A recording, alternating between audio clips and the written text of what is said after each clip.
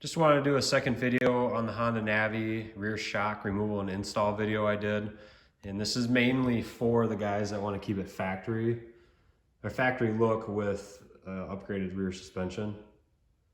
It is possible, and it doesn't take that much fab work to even do anything with it.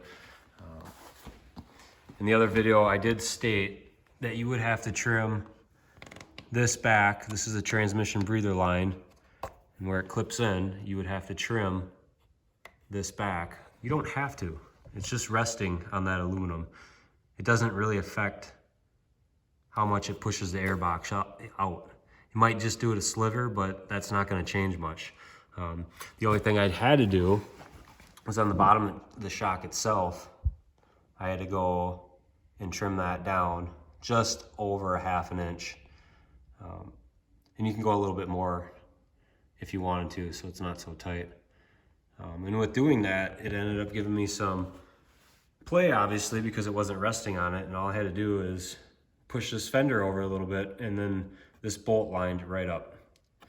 And like I said, I just kind of wanted to give it a second video.